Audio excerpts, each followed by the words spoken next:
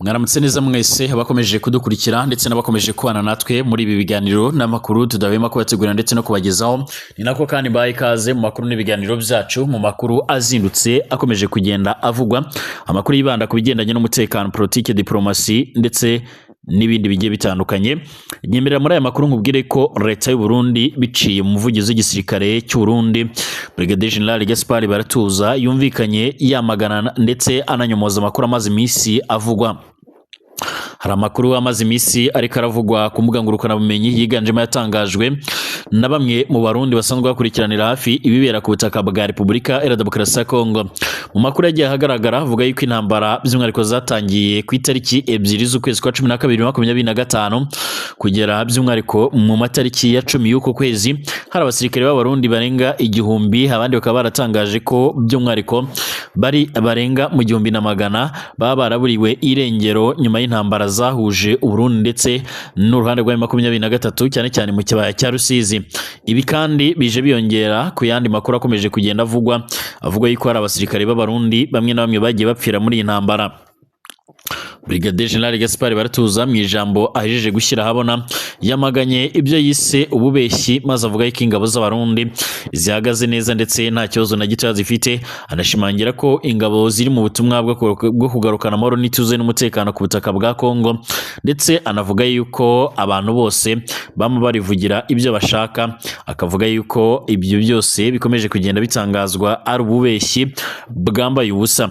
Hanyuma kandi muri aya makuru ndaza kukubwira ko kugeza magingo aya ngaya ibitero bikomeye cyane by'indege zitagira prote byongeye kuri koroza ndetse byongeye gutuma imiryango mpuzamahanga igaragara, by'umwihariko yongeye kugira ikishyira ahagaragara nyuma y'ibyo bitero byagaragaye mu karere ka Masisi nk'uko amakuru akomeje kugenda tugera bivuga. Bwana Tshisekedi ari Rwanda mu gihugu cya Angola kwa Perezida Joao Lourenço, aho bari kuganira ku bibazo bigendanye n'umutekano ku butaka bwa Kongo. Ndabaramukije mwese kandi bifurije ibihe byiza, mwibutse gukanda subscribe niba rubwa mbigeze hano kugira ngo ube nimero ya mbere mu mazajya badukurikira, utanga igitekerezo kandi like amakuru n'ibiganiro byacu unabisangiza ku nshuti zawe. Nyemera rero turebere hamwe amakuru yihuta kandi agezweho, amakuru agaruka bikomeje kugenda bitangazwa cyane cyane ku bigendanye n'umutekano, politike, diplomasi ndetse n'ibindi bigiye bitandukanye. Nyemera rero turebere hamwe amakuru yihuta kandi amakuru agezweho, amakuru akomeje kugenda agaragara yibanda ku bigendanye n'umutekano, politike, diplomasi ndetse n'ibindi bigiye bitandukanye. Reka turebere hamwe rero amakuru yihuta kandi agezweho. Igisirikare cy'u Burundi kiravuga ko kinyomoza amakuru amaze iminsi avuga ko hari abasirikare benshi barenga igihumbi baba baraburiwe irengero nyuma y'intambara zerutse kubahuza n'umutwe wa 23 mu kibaya cya Rusizi. Iyi mirwano icyakora yabaye yaje gusiga inkuru mbi ku musozi, kuko yaje gutuma ibihumbi n'ibihumbi by'abaturage bahungira mu Burundi, abandi bahungira mu Rwanda, ndetse binavuga ko ibitero bimwe na bimwe byagiye bitana abasivile.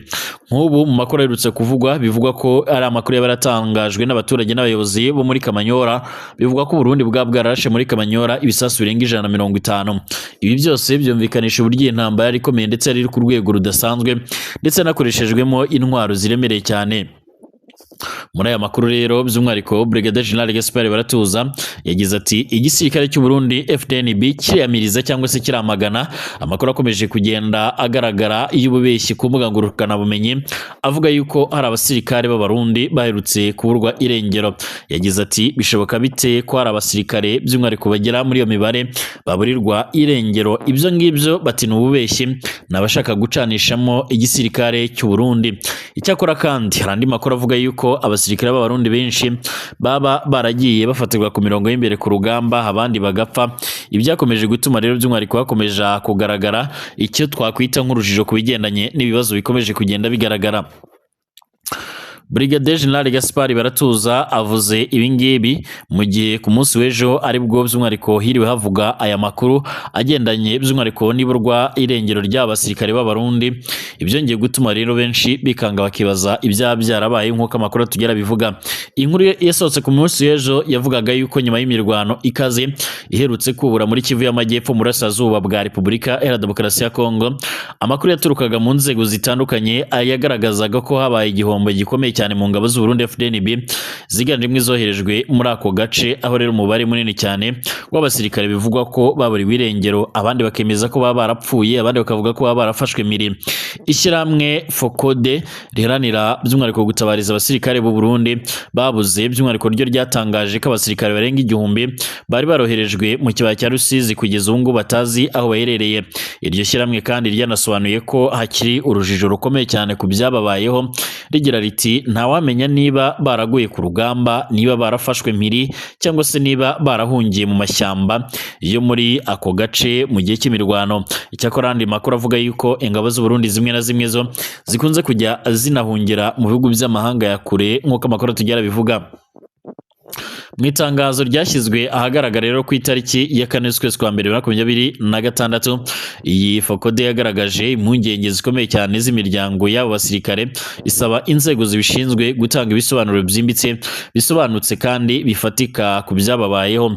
Ku rundi ruhande ariko kandi amakuru yizewe aturuka mu nzego z'iperereza agaragaza imibare rero irushijeho gutera impungenge, aho bo bavuga ko abasirikare b'u Burundi bagera ku 1794 baburiwe irengero muri ako gace, bivugwa ko kandi bose bavuye mu birindiro byabo, ariko kugeza ubu ngubu hakaba hataramenyekana aho baba baherereye nk'uko amakuru atugera bivuga. Imirwano yabereye mu ntara Kivu y'Amajyepfo cyane cyane ariko hagati y'itariki ya 2 n'itariki ya 9 z'ukwezi kwa 12 2025 yaranzwe n'ubukana bukabije mu duce twa Ruvungi, Sange, Ruberizi ndetse n'ahitwa Kiriba. Iyo mirwano kandi yahuje umutwe wa M23 ndetse na twirwanaho n'ingabo za leta ya Kongo FARDC zifashijwe n'iz'u Burundi FDNB, imitwe y'abazarendo ndetse n'abarwanyi b'umutwe wa FDLR. Raporo zitandukanye zigaragaza ko ibihumbi by'abasirikare b'u Burundi byoherejwe muri RDC, aho rero hari amakuru anavuga ko umubare wabo ushobora kuba wegereye abasirikare bagera mu bihumbi 20. Ibi bigaragaza uruhare rero rukomeye cyane rw'ubutegetsi bwa Gitega muri iyi ntambara ikomeje gufata indi ntera. Abatangabuhamya b'inzego z'ubuvuzi batangaje ko abasirikare benshi b'u Burundi bamwe baguye ku rugamba, abandi bagakomereka bikabije bakajyanwa kuvurirwa mu bitaro bitandukanye byo mu mujyi wa Bujumbura, birimo ibitaro bya gisirikare bya Kamenge ndetse by'umwihariko n'ibyitwa Polo Clinique, Tanganyika Care. Ibi byemeza ubukana ndetse n'uburemere bw'iyi mirwano yabaye. Hari n'abemeza neza ko mu bitaro bya Kira Hospital nabyo by'umwihariko biherereye i Bujumbura naho haba harajyanywe abandi basirikare. Muri gihe imiryango mpuzamahanga kandi yakomeje gushyira imbaraga mu biganiro bigamije kurangiza intambara, imirwano yakomeje kuba aho Kinshasa na Gitega bishinzwe by'umwihariko gukomeza ibikorwa bya gisirikare, nubwo hari inzira zitandukanye z'amahoro zari zarashyizweho. Icyakora uruhande rwa leta narwo ruvuga yuko umutwe wa 23 utigeze na rimwe ushyira intwaro hasi, nawo ugikomeje gahunda zo kurwana. Kugeza ubuherezo ry'abo basirikare b'u Burundi baburiwe irengero riracyari urujijo rukomeye, aho imiryango yabo ikomeje by'umwihariko gusaba ukuri ndetse n'ibisobanuro bifatika, mu gihe inzego z'ubuyobozi zigikomeje guceceka ndetse no gutanga amakuru adasobanutse kandi atizewe. Ibi kandi bikomeje gushyira by'umwihariko mu rujijo abaturage benshi ndetse n'abandi bafite aho bahuriye n'iperereza, nk'uko amakuru akomeje kugenda atugeraho abivuga. Kugeza ubu ngubu rero ibintu bikomeje kugenda by'umwihariko bihindura isura mu gihe ingabo z'u Burundi zikomeje kwiyongera mu bice bigiye bitandukanye nk'hano muri Fizi nk'uko amakuru atugeraho abivuga. Reka nkubwire ko kandi Bwana Tshisekedi akomeje gushakira hasi hejuru burya yatsindiye intambara. Ubu tuvugana Perezida wa Repubulika ya Demokarasi ya Kongo Félix Antoine Tshisekedi ku munsi w'ejo kuwa mbere hari tariki ya 5 z'ukwezi kwa mbere 2026 yagiriye uruzinduko i Rwanda mu gihugu cya Angola, aho yagiranye ibiganiro na mugenzi we João Lourenço, perezida wa Angola ndetse n'umuyobozi mukuru w'umuryango wa Afurika yunze ubumwe. Uruzinduko kandi rwabaye mu gihe umutekano wo mu burasirazuba bwa RDC ukomeje kuzamba mu buryo bukomeye kandi buteye impungenge. Perezida Tshisekedi kandi yageze i Rwanda mu masaha ya nyuma ya saa sita mu ruzinduko rugufi rw'amasaha make mbere yo gusubira i Kinshasa. Uwo munsi Avuye kandi mu ngoro y'umukuru w'igihugu cya Angola, yatangarije itangazamakuru ko intego nyamukuru y'urwo ruzinduko yari ukugira ngo hashakwe ibisubizo birambye by'amahoro mu burasirazuba bwa RDC, aho intambara imaze igihe ihitana abantu kandi isenya byinshi. Nk'uko rero yabivuze, Perezida João Lourenço yamugejejeho ibitekerezo ndetse n'ibyifuzo bigamije ahanini kongera imbaraga mu kurwanya umutwe wa M23 ndetse no gushimangira inzira za diplomasi zigamije gukemura ikibazo cy'umutekano.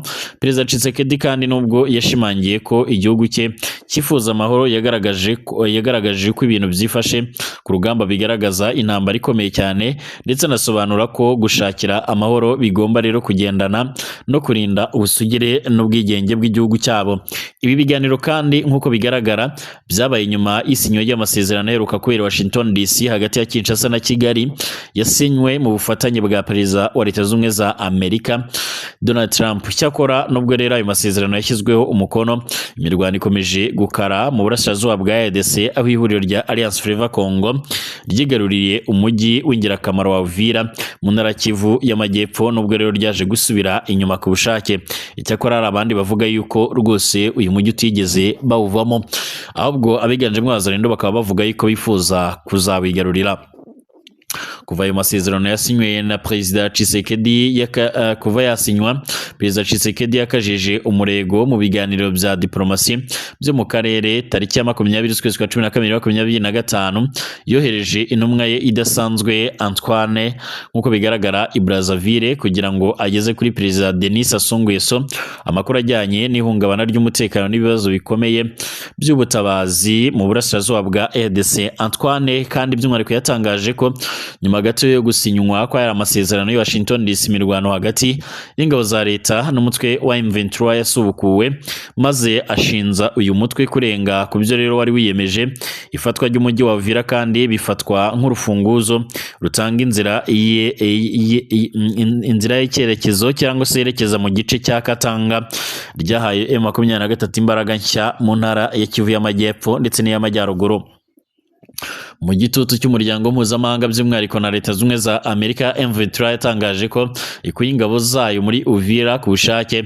Icyakora Leta ya Kongo n'ingabo zayo bagaragaje gushidikanya kwishyirwa mu bikorwa ry'iyo myanzuro. Mu nama iherutse y'akanama k'umutekano ka ONU Washington DC, yasabye gusubira inyuma nibura by'umwihariko mu ntera kilometero 75 uvuye muri uyu mujyi wa Uvira. Imirwano kandi yatumye abaturage benshi bahunga, bamwe by'umwihariko bakambukira mu Burundi, by'umwihariko bikarushaho gukaza umurego w'ibibazo by'ubutabazi. Muri urwo rwego kandi yateganyijwe inama y'abaminisitiri bo mu karere iziga ku bibazo by'umutekano mu burasirazuba bwa RDC, izabera by'umwihariko muri Zambia kuva ku itariki ya 8 kugeza ku ya 10 z'ukwezi kwa 2026 ku busabe bw'inama mpuzamahanga y'akarere k'ibiyaga bigari. Abaminisitiri b'ingabo bagera kuri 12 ndetse n'abakuru b'ingabo bo mu bihugu bigize uwo muryango biteganyijwe ko bazitabira iyo nama izayoborwa na Minisitiri w'ingabo wa Zambia, nk'uko amakuru akomeje kunyura tugeraho witwa Rufuma. Bashimire mwese abakomeje kudukurikira ndetse n'abakomeje kubana natwe. Mwese mbifurije kugubwa neza, mbifurije kugira ibihe byiza cyane. Twongere gusubira mu kanya turebera hamwe andi makuru akomeje kugenda avugwa.